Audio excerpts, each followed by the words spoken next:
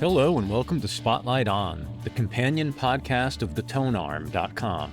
Here we talk with the musicians, writers, and innovators about the ideas shaping media, art, and culture. I'm your host, Lawrence Purrier. Today the spotlight shines on best-selling author and journalist Larry Tye. Larry's latest book, The Jazzmen, tells the story of how Duke Ellington, Louis Armstrong, and Count Basie transformed America. But this is not just another music biography. Larry explores nearly every aspect of the lives and music of these men, and he demonstrates how their artistry helped lay the groundwork for the civil rights movement. The Jazzmen is Larry's ninth book, following acclaimed biographies of figures like Bobby Kennedy, Joe McCarthy, and Satchel Paige. As a former Boston Globe reporter who now runs Harvard's Health Coverage Fellowship, he spent decades making complex stories accessible to all of us. Larry's here to share how three jazz masters changed more than music. They changed America itself. And now, Larry Tye.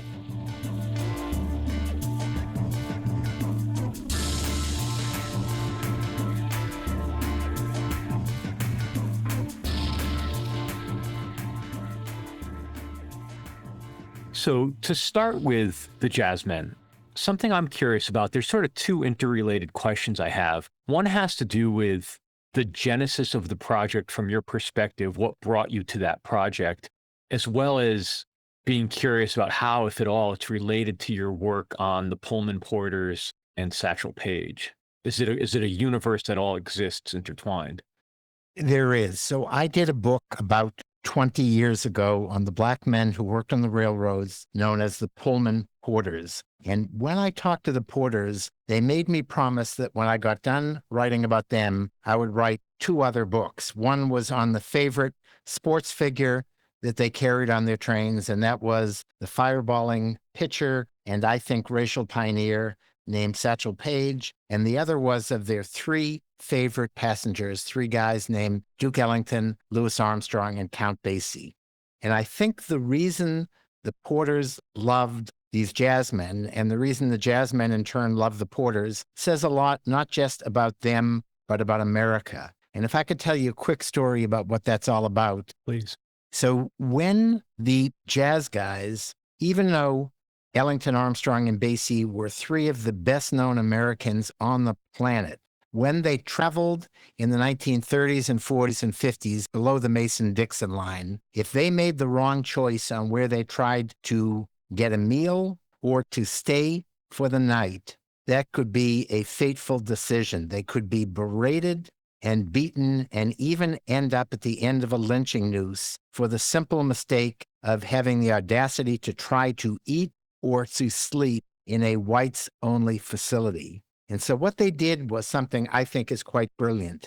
When they could afford it, and they could afford it for much of their careers, they would hire a private Pullman sleeping car to accompany them when they went south. And if they were performing a concert, let's say in Atlanta, at the end of the night, they knew they had a plush bed waiting for them made up by the Pullman Porters. They had a delicious meal cooked by the dining staff of the Pullman car. And most importantly, they had the serenity of knowing that they would have a safe place to be. And what they did in return for the staff on the Pullman car is in the middle of the night, they performed a private concert in the closed capsule of that railroad car. And I don't know about you, but if I could go back to any moment in history, it would be for the Duke Ellington Orchestra to be playing all night just for me. Yeah, that's especially after a long evening's worth of work. It was. What a way to unwind. That's incredible. So tell me a little bit about that promise. Like, you took up that mantle. You said yes. I did. And I took up that mantle for a very simple reason, which I think that sadly, race remains the story of America. We have never gotten to this post-racial universe that we dreamed of and thought maybe with Barack Obama's election that we were finally there. And I think that to take people, and especially young people, and this was written for my kids and for my grandchildren, and I have to say that I have one grandchild right now who was born on the 4th of July, and I hope by the time he reaches an age where he's conscious of these issues, that race will be less of an issue. That's right. But I think that trying to take people back and tell them a story of the history of Jim Crow, we have to do that in a way that makes that story palatable. And the story, for instance, of Satchel Paige. Satchel Paige was born in Alabama the very year that the Jim Crow laws were passed in Alabama. And he was the one who set the table for Jackie Robinson. So his life is a perfect look at the history of Jim Crow.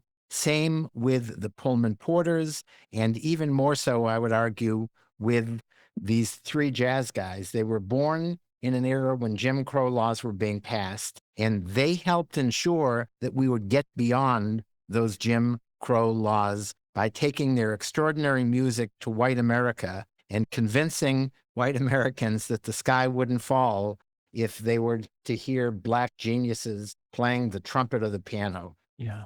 I want to come back to some of these themes a little bit later, but what you've told me so far sheds some light on the next thing I wanted to ask you about, and that is your own relationship, or maybe lack of relationship, with jazz music. I've read elsewhere that you spoke about being pretty honest about not being a jazz scholar as you went into this work. I'm curious about the musical landscape you did grow up in. Was music an interest of yours? Was there anything about your previous work that sort of prepared you for immersing yourself in this world of these three men? I would imagine the Pullman work and the Satchel Paige work is the most direct lineage. I had preparation in terms of understanding a little bit about race history in America and Jim Crow laws. But Lawrence, I think you're being polite in terms of saying my lack of training musically.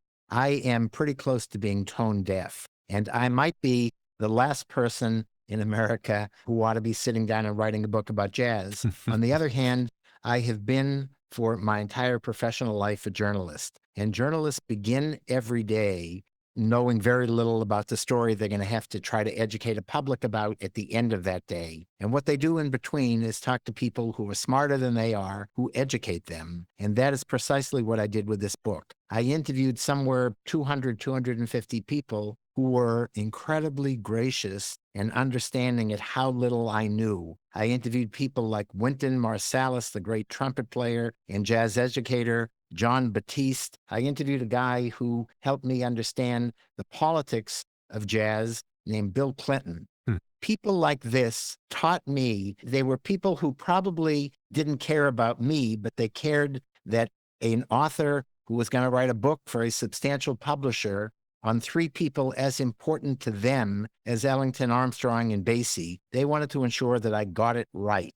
And so if you keep talking to people, if you read everything that's out there in terms of old newspaper clippings, magazine stories, and the hundreds of books that have been written on jazz, on these three guys specifically. Yeah. And what I realized, the more research I did, was that while America didn't need me to tell them why Ellington, Armstrong, and Basie were musical geniuses, almost every book that had been written about them was written, understandably, about their life on the bandstand. And I was trying to write about exactly the opposite. I was trying to write about what these guys did when they weren't playing their instruments and performing in front of audiences, and how they moved the dial on the whole civil rights discussion in America. Yeah. They wrote the soundtrack for the Civil Rights Revolution, and that was the story I was most interested in telling.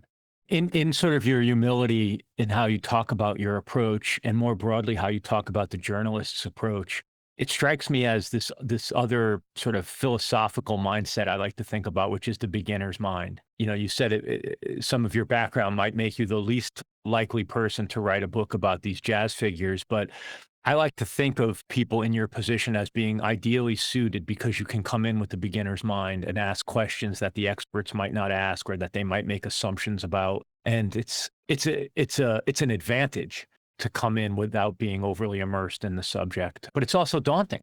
It is both, but that is a perfect way of saying it. It is a beginner's mind. That is what a journalist does in every story they write. That's what I do in every book I write. I try to write it so that people who don't have any background aren't intimidated by getting into the topic. And if you do that well enough, and if you've done your research well enough, you're also writing for the experts. Yeah. If you write just for the experts, you'll lose the beginners. But if you write for the beginners and you have something new as well as a simple story to tell, then you will bring in the experts. And what I realized was, so I started out mentioning that I talked to people like Wynton Marsalis, John Batiste, and Bill Clinton. And I am convinced from the reaction I got to them after the fact that I told them something they didn't know about three guys that they thought they knew intimately, because they knew them musically, but they didn't know what these guys had done, what they did just about every day of their life to, in some incremental way, make the world a little more just and to make Blacks a little more able to participate in the full range of life in America. As someone who, is traveling, if not the same path, an adjacent path to you in terms of wanting to understand people and their stories and their times and the way an individual can impact a society on a grander scale, I find a lot of the way you speak about these approaches sort of inspiring and confidence inducing, because I've read elsewhere you use the word dilettante about how you think about some of your own approach. And I feel that way as well. And I think of myself as needing to be the avatar of the listener in a lot of these conversations. And if I go in speaking from a position of authority, I leave my listeners behind the same way you talk about leaving a lot of potential readers behind. I don't want to make assumptions on behalf of listeners. I also don't want to pander or talk down to them. So it's an interesting fine line. But I'm curious, how do you know, and maybe this is at the risk of being metaphysical, how do you know when you've gotten to the point where you can tell someone's story now? You come in sort of cold, and now you've got the authority to speak on them. Do you have a barometer for that? I do. And my barometer is when I start reading and hearing the same kinds of stories for the second or third or 10th time. And then I realized that you could go on researching forever, and a lot of academics do go on researching forever. I've got deadlines, you have deadlines, we live in a real world. So we know that we've got a time limit on what we can take in terms of doing the research part of what we're doing. And yet it is also more than just time that says it. It is hearing enough, something that you feel you can tell it with authority. I think that as a journalist, I spent a lot of my time as a health reporter. And I would find that the smartest doctors and scientists that I would talk to are the ones who could put things in the simplest terms, because they knew all the many layers of nuance, but that also helped them express that they were smart and they could put it into English. And the more people fall back on jargon, or the more they fall back on supposedly expert testimony to things, the less they really understand that everything boils down to relative simplicities. And I want to just say one last thing. Without getting overly political, I think the stories that we've been talking about, whether it's the Pullman Porters or Satchel Paige or Ellington, Armstrong, and Basie, are more important to be telling at this political moment than any time maybe during my lifetime. Yes. That it's a moment when we're being told that the story of racial injustice is somehow besmirching this notion of what America stands for. And I think what America stands for is its history with all of its ups and downs, and its sense that we are hopefully going to make progress. But the only way to make progress and the only way to have a more racially just society is to face up to the truth about our history, not some rose-colored glasses view of what we wish our history had been. I don't know how to probe that with you without devoting the rest of our time together to that, except to say, yes, of course. I mean, there's plenty of both shame and grandeur to go around in this country's history. And I think it's a much lesser experience to not fully explore both. For all the glory, there's equal amounts of mistakes and things to examine that will only add to future greatness, I would think. If you could reckon with some of the things that have been done, build them into a future narrative, but to brush it all aside, it's dangerous at best. It is, and it's brushed aside often in the name of sort of optimism, and let's look at the positive. Well, I think the most optimistic stories out there are the kinds of stories we're talking about now. Men like Ellington, Armstrong, and Basie, who grew up in a world where they were told This is the water fountain that you as a black can use, and this is the one that is limited to whites. This is the better school that you can't go to, and this is the one that we're going to let you go to. The idea that these three guys could come out as optimistic as they were, to me, is an ultimate affirmation that people can be optimistic because they work hard to make things better. And that's the way to be an optimist, not to deny the truth of our history.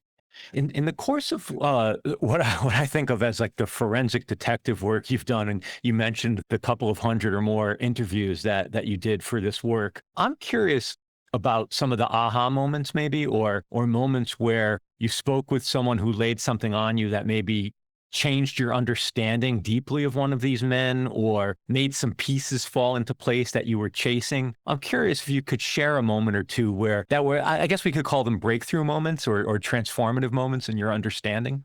A transformative moment for me that is emblematic of lots of moments like this that I had was with Louis Armstrong. I grew up thinking that this guy I saw on television, who went through in the course of a performance a dozen handkerchiefs and who did a lot of hamming it up in front of the TV camera, I grew up thinking that, geez, was this guy somehow an Uncle Tom? And he was often called an Uncle Tom and an Aunt Jemima. And I thought he was a great trumpet player. He had a great voice. But when it came to racial issues, that he was a little bit backward, and to a lot of young blacks and whites of his era, he was a bit of an embarrassment. And the aha moment to me came when I understood what had happened to Louis Armstrong back in the year 1957. The signature civil rights issue in America that year was the attempt by a federal judge's order to integrate all-white Central High School in Little Rock, Arkansas. And that was a time when a governor of Arkansas at that moment, named Orville Faubus, said essentially, these kids will integrate my all-white Central High School over my dead body. And our war hero president, Dwight Eisenhower, said, this is a state matter. I'm going to stay out of it. And a enterprising young journalist knocked on Louis Armstrong's hotel door and said to him, Mr. Armstrong, I wonder what you think about what's going on in Little Rock. And Louis Armstrong had it with being accused of being an Uncle Tom. And he decided to sit this reporter down and tell him what he truly thought. And what he thought was, he called Governor Faubus, a word that I won't use in the polite company of your podcast audience here, but it began with M and it ended with R, and it got translated in family newspapers into an uneducated plowboy. He called our war hero president a gutless so-and-so, and he basically let the governor and the president have it. And of course, the next day in newspapers around the world, the guy they'd been accusing of being an Uncle Tom, they were now accusing of being unpatriotic American, that he had gone too far. But there was one guy who listened to what Louis Armstrong said, and that was the guy sitting in the White House named Dwight Eisenhower. And I can't prove to you, Lawrence, the cause and effect, but I believe it with every ounce of my intelligence and empathy. Yeah. I believe that the reason Dwight Eisenhower sent in federal troops to protect the kids who became known as the Little Rock Nine was because he had been called out by the great Louis Armstrong, who he adored. And Eisenhower understood that Armstrong was right. And over time, I think America has understood that. Those are the kinds of moments that I had where I started seeing somebody that I had seen in a certain way in an entirely different way. And those are the moments that you are learning, as well as researching and wanting to write a book. You're learning something yourself. And if you don't have those moments and you don't change your mind about people, then you're not doing very good research. I loved that part of the book, not least of which was because the story of the young journalist. I mean, the whole thing was so improbable. If it were fiction, it would have been such a compelling little narrative. It was beautiful. And the young journalist, who was essentially a student journalist at the time, the editor of the serious newspaper that he was interning for, didn't believe that this was actually a real story. So he made the journalist go back to Louis Armstrong and sign, essentially attesting that this is what he said and this is what he was comfortable going into the newspaper. And it changed this journalist's life. And as I say, it changed my and a lot of other people's understanding of who Louis Armstrong was. And there were comparable moments with Count Basie and with Duke Ellington, where I stopped seeing them as just great musicians, and I started seeing them as great civil rights pioneers. I'm curious about the structure of the book. And for our listeners who have not picked up a copy yet, I won't shame them, but I'll just encourage them. The book's structured thematically. And I won't paraphrase the titles, but essentially about different aspects of these human lives as well as what was going on in society. So we have things that, how they handled race, both how they were treated and how they spoke out, or their musical lives, or, their interactions with women and their sidemen and vices. I thought that was all fascinating. Did the construct for the book, was that always your idea, or did that fall into place? Like, how did you arrive at that construct? Toughest thing in writing a book to me as a lifelong journalist is organizing it. And I think that you are presented with so much material by the end of your research. When I printed out all the notes I had put into my computer from the articles and books that I had read, and all the transcripts of the hundreds of interviews I did, there were nearly 10,000 pages of notes. Good God. And so the toughest thing is, how do you take that and boil it down into a 350-page book? And the answer is, some of the construct you need there from the start. You need it to sell your book to the publisher. You need to tell them, this is what I think chapter by chapter the book might look like. But it changes as you're going along. And so what I did was, at the beginning, I tried to set up in independent chapters the early lives of each of the three of them and their sort of foundational stories. And then I tried to merge them. This was a book, after all, that was not just one biography. It was three biographies in one. And so I tried to take common themes and look at them as three individuals interacting with the world at the same time. They all came into the world around 1900. They all stayed at the top of their profession for a full half a century. And so their lives, even though they lived very separate lives and careers, their lives blended time-wise. And I wanted to know what each of them was doing around the kinds of themes you're talking about. I looked at their upsides. I looked at their weaknesses. I looked at their addictions and the places they got their musical starts. It was all, to me, whether it makes sense or not, I'll leave it to you and readers to decide. All I can tell you is it was a challenge, but it was an incredibly fun challenge. Imagine being able to call three of the greatest musicians ever to pick up an instrument your work for 3 years. And that's what I did. And I can't have had more fun with writing a book. We'll be back with more Spotlight on and Larry Tye right after this break. After listening to this episode, head to thetonearm.com, our online journal covering unexpected music and culture. This week on the Tonearm, improvising musicians Bill Orcutt, Steve Shelley, and Ethan Miller soundtrack the Great American Road Trip as Orcutt, Shelley, Miller. Software designer Akil Adam explains his goal of demystifying modular synthesizers with democratizing audio plugins. Drummer Charlie Werber talks about finding inspiration for his new album from the mystical experiences of Philip K. Dick. And composer Marco Cigliani imagines an alternate history of the electric guitar in his transmedia work, Why Frets? You'll find all this and more on the Tonearm. And while you're there, be sure to subscribe to our email newsletter. That's thetonearm.com.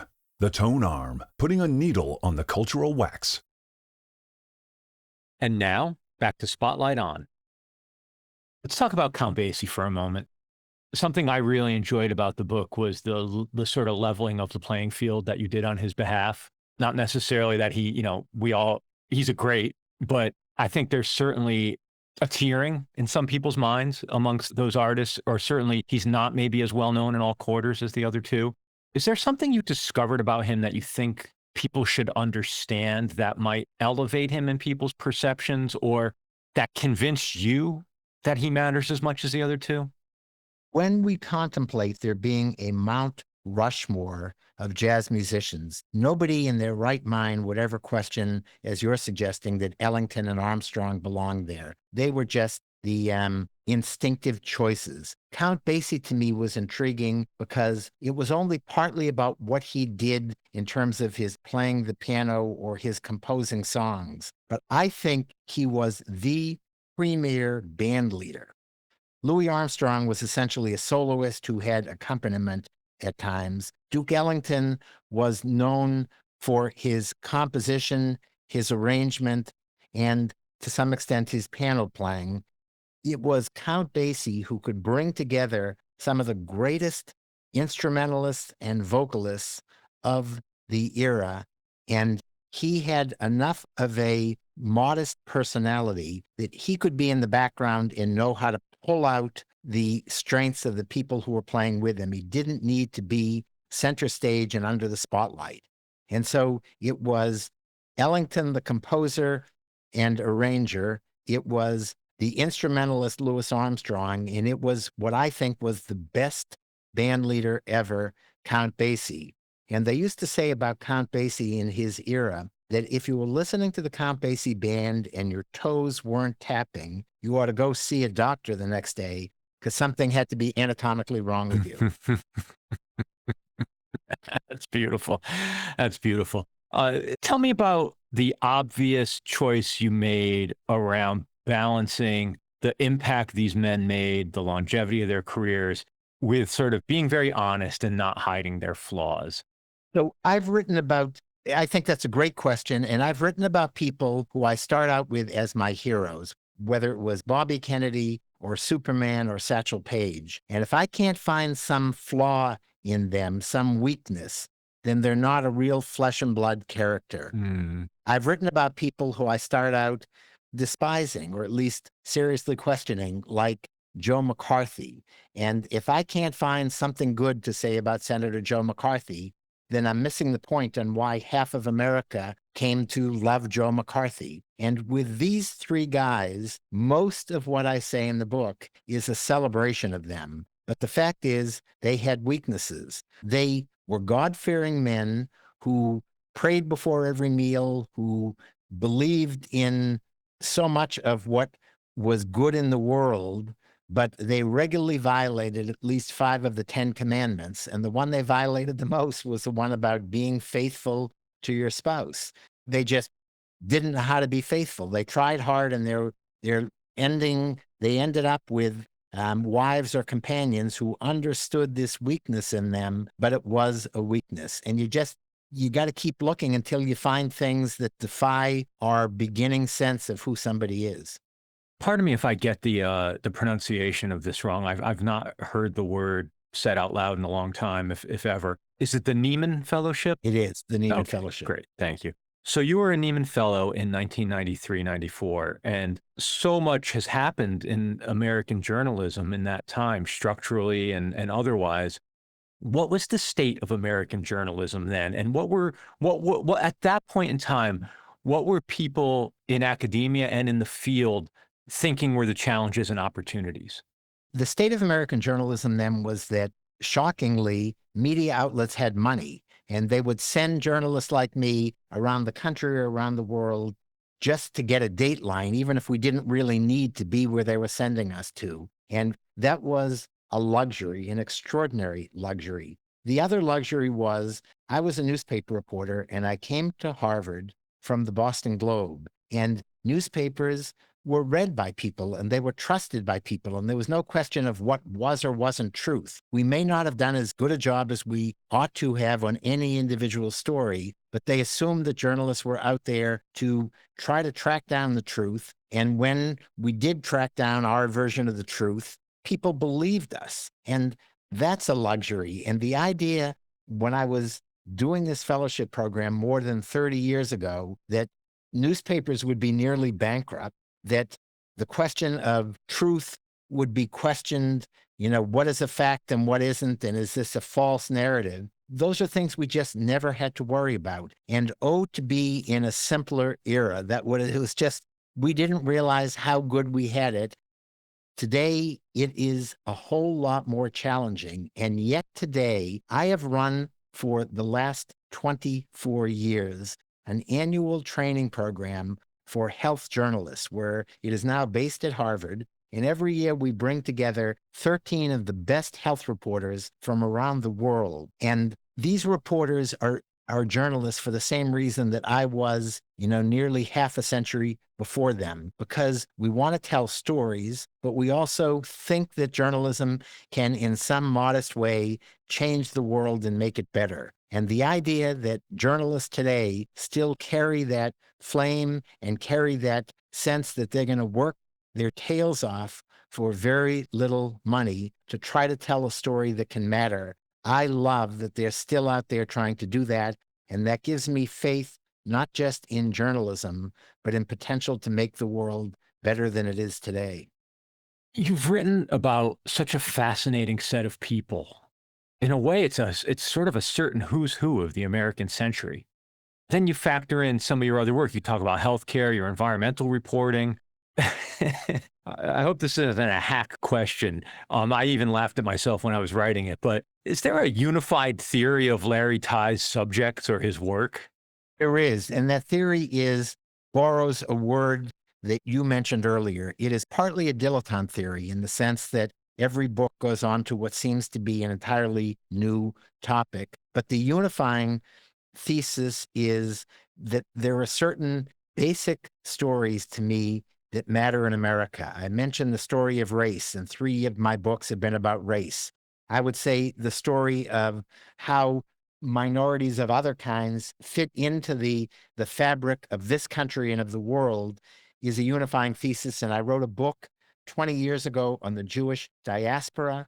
I'm now hard at work on a book on Jewish resistance to the Holocaust, on the idea that Jews didn't go passively to their fates, but in the ways that they were able, given the information they had, they tried hard to fight back everywhere from partisans in the forests to revolts that went on in death camps. These are stories that to me are the rudimentary and the fundamental stories about what make us human. And every time I pick a topic, I may be writing about somebody famous like Bobby Kennedy or Superman, but it is their life story as a lens into a bigger story. So I wrote a biography on the fictional character of Superman because I thought that it would help us understand something about America, to see why Americans' longest lasting hero was this crazy Cape Crusader from Krypton, that would tell us a lot about who we were at any given moment in American history. And I came back recently from watching the latest Superman movie and wrote an op-ed for the Washington Post saying that this latest movie was an important look at what America was like today. It wasn't just some new guy putting on a cape and playing Superman. It was some new look at what America is all about and how we are striving for some sense that there really are heroes in today's world and that we can be better than we are. And that is what Superman has always stood for in the 75 years of his life. I mean, there's a lot there. I won't rabbit hole too deeply on it, but I would like to enlist you to write a book about a subject that I've been fascinated with for a long time, talking about dilettantism on my part. I want to read the definitive story of how the Jewish diaspora shaped American media and pop culture, told through the lens of the Catskills and then the birth of broadcast media and how we still live in that world. I think that is a brilliant story. I've been intrigued as a kid who grew up with parents taking me every winter for my vacation to a hotel called the Concord in the middle of that was the biggest hotel in the Catskills. And I think the Catskills are a wonderful way of looking at America, not just at entertainment, but at everything from religion to ethnicity to lots of other things. And I think the birth of broadcast media, I'm going to turn it back to you. And I would say, I want to see the definitive biography written about a guy who was one of my great journalism heroes growing up. And that is a guy named Edward R. Murrow. And I think his life tells the story of the birth of TV journalism, the maturation of radio journalism. It is at a moment where truth is being questioned. Edward R. Murrow's whole life was a testament to the idea of a search for truth. And I think he reached that truth in lots of ways. The image of Edward R. Murrow being on hotel rooftops in Britain, during the early battles of Britain, that's a story about America that went on for the whole length of his career, which was about 40 or 50 years. Has that work not been done? There have been biographies of him, but I would argue, without taking anything away from those biographies, that the definitive one is waiting to be written and that now is the perfect moment to do it. Yeah, the timing piece is what makes it especially compelling. You seem drawn to people and subjects that are about, there's almost like a prismatic quality to them in that a light beam hits them, and then what comes out the other side is a reshaping of the conversation or the context of their times. These are all impactful figures. They are impactful figures, and they weren't just impactful in changing, not just being reflective of their times, but in changing their times. But they are also figures. I want to write about people that for some reason do or should continue to resonate in our times. So Bobby Kennedy was the classic political figure who grew up as a Cold War conservative. The first guy he ever worked for was Joe McCarthy. And yet Bobby Kennedy ended up dying as the liberal icon and the great hope that America could be better in the 1960s. I would argue that what the Democratic Party has been looking for ever since Bobby Kennedy was assassinated in 1968 was a tough liberal in the mold of Bobby Kennedy. And so it's partly that his story was interesting as a subject of his times, but it is partly that he remains a very important symbol of our times. And that's what the story that I mentioned a minute ago about Jewish resistance to the Holocaust. I think this is a moment where we have to understand how and when we can be resilient and resistant to make our world better. And understanding every day. Earlier today, I did a Zoom with a 91-year-old Jewish Holocaust survivor in Chicago. And the story of how he escaped the Holocaust, to me, is an inspirational story for our times. Just as a side question, when you talked about what the Democratic Party is looking for or needs in that Bobby Kennedy-esque figure, that seems to be a big part of the key early on to what got Bill Clinton elected, right? Like his whole tough on crime, it wasn't just liberalism. It was a certain toughness in the liberalism. So I think you're exactly right. Although Bill Clinton would have said that his inspirational figure was Bobby's big brother, Jack. The one who turned even more to Bobby being the Kennedy that mattered most, at least to him, was Barack Obama. And exactly half a century before Barack Obama was elected, Bobby Kennedy predicted that America would reach the point where we could have a Black president. And it seemed like rhetoric and wishful thinking when he said those words, but Bobby Kennedy had understood.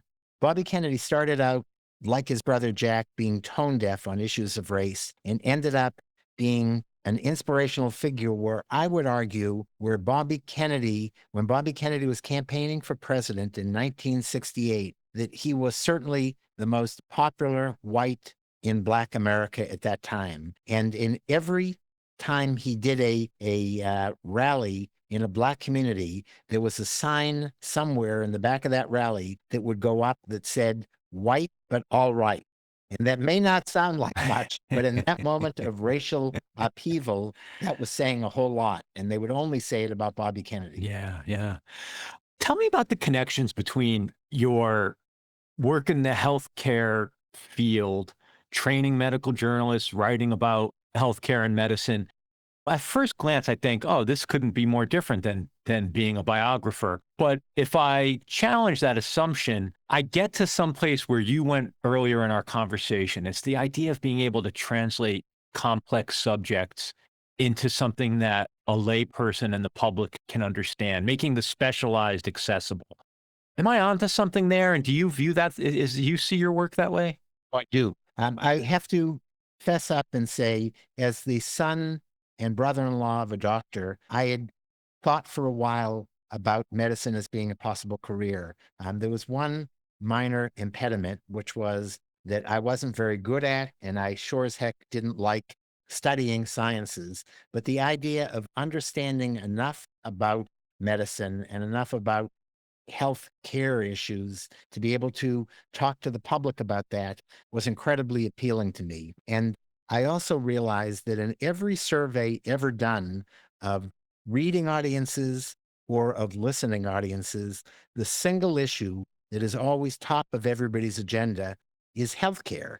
And that's because if we don't care about our own health, we care about our kids' health or about our parents' health. That health is a basic matter of survival and of selfishness. And so I wanted to write about something that people cared deeply about, and they cared deeply about that issue. That has also been, in a way, a metaphor. It was almost as much of a mystery to me to understand the world of music as it was to understand the world of science and health, and yet probing into that enough to at least be able to know the basics. And as an idiot about health issues, I could relate to the ignorance of my audience and would try to, at the end of the day, enlighten them in some tiny way about the thing that I had spent the day studying about. Yeah. I'm curious about the why of the Health Coverage Fellowship. What's the reason that exists? What's the mission? The mission is really simple. It's to take these journalists and make them a tiny bit better at what they do. And we do that by bringing in 75 speakers over the course of our 9 days and nights. People ranging from the head of the CDC to the Surgeon General to all the top medical experts, but also consumers of healthcare. And when we talk about mental illness, we don't want just the experts, but we bring in people who have suffered from mental illness or from addiction. And it is at the end of their 9 days and nights with us to try to make them have what I would have called in my day, a fatter Rolodex, meaning having more sources to turn to that they knew well, understanding complicated issues a bit better, having a notebook full of stories they want to go do, and having 12 other colleagues around the world who they were able to bounce ideas off of and share frustrations and sense of accomplishment with. And this network, which now includes 280 journalists, is one that we keep together, and we will have Zooms as a big group just to people in journalism and journalism outlets don't have the resources these days to send people off for training for a year. So we take them for just 9 days and nights, and they go back telling us that they're more energized, if not more educated, about the issues they're going to have to cover. Could you tell me one truth that holds across any type of journalism? And then are there any truths or requirements of good journalism that are unique to certain fields of inquiry? Is health coverage different from current events in other fields in some significant way? It is all the common element in all good journalism, I think, is that the journalist has a passion for trying to educate people in some modest way. I think of it as continuing education for the world. When we all get out of school, we're all busy in our home lives and in our professional lives, and we don't have a chance to educate ourselves on new issues. And journalism is a quick and easy way. Most people don't have the time to go and read a whole lot of books in the course of a year, but most people do have the time to either listen to a broadcast or pick up a newspaper every day and read these bite-sized bits of information. And the idea that we can give people bite-sized bits that help them understand their own lives, their health, the politics of their world.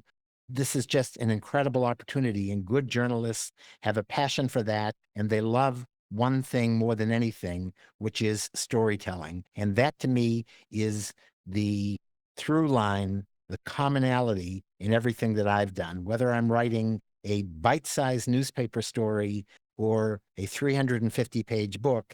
It's all about telling a story. And that's what you do every day when you do a podcast.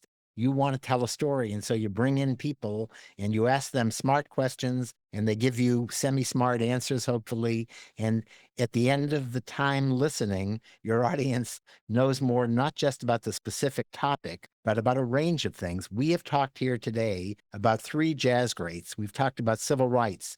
We've talked about journalism. And most importantly, we've talked about sort of America and the world. And that is fun. And if you can't have fun doing this kind of stuff, you sure as heck shouldn't be in journalism.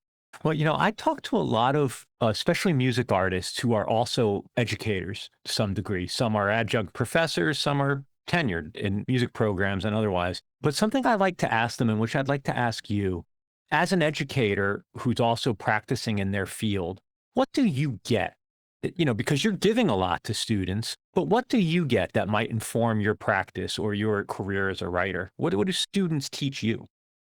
Students teach me, and my journalism research or my book research teaches me about all the things we've been talking about. If we're talking about health issues, it's as likely that any of these smart working journalists from outlets ranging from National Public Radio to the BBC to the Washington Post, they are probably smarter than me, and they are teaching me not just about the issues that we are discussing, but they're teaching me about a new way to approach them. And if I am only out there spouting my supposed wisdom, then that's sort of pathetic for me and for my chance to learn and to grow. Every journalist that comes into the program, the ones who are terrific and the ones who are just good, are all a new way of helping me look at the world. And I tap into them, and one could say, exploit these journalists by every year telling them what my next book is and getting their feedback, either on how I ought to be approaching telling that story or how I ought to be deciding. I will often come in with them and say, I will print out a sheet, a one-pager, and say, these are the 3 ideas I'm considering from my next book. Tell me which one I should be doing. And that's sort of at the end of the week when we've gotten to know one another, and when they feel like they want to give me a little payback for the time I've spent preparing their fellowship program. And every time they're smart, and every time my decision is easier after asking them. So it's a give and take always. Anytime you're a journalist and you're interviewing a source, you're learning as much from them as you are giving to them. And they are the teachers as well as you being a little bit of the teacher. And it's really fun, that back and forth. Yeah.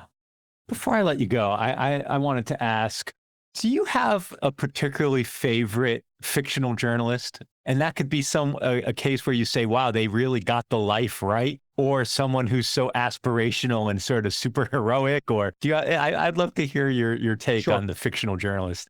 So we talked about one of my real life journalists that is my favorite, and that is Edward R. Murrow. But my favorite by far fictional journalist is Clark Kent. And he was my favorite, not just because he was the alter ego of Superman, who I was writing about, but he was the guy.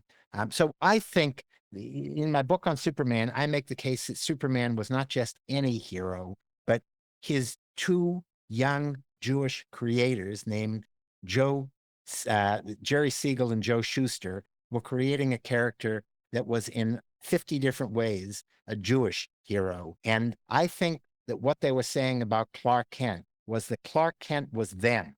Clark Kent was the nerdy-looking, schlubby kid in high school who, if people were only perceptive enough to see beyond that mild-mannered exterior, they would have seen that there was a superhero lying within. And that's what Jerry and Joe wanted the girls to think about them. And that's what I think about Clark Kent. He was so much more than we saw in terms of the journalists, the same way Lois Lane was. She wasn't a superhero, but both of them were journalists in the mold that made me want to be a journalist at a very young age when I was reading those comic books. Oh, Larry, thank you so much for that. And thank you for giving me your time today and your openness. It's been such a joy to talk with you. Thank you. So I can honestly say this was a blast, and I appreciate it.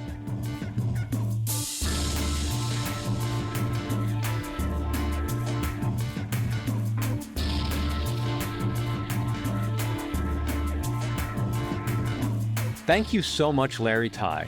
And as always, thank you for listening to Spotlight On. Spotlight On is executive produced and hosted by me, Lawrence Purrier. We're produced and marketed by Michael Donaldson. Editing and sound design is by Terry Grant. Our theme music is by Q-Burn's Abstract Message. Thank you so much for supporting our work.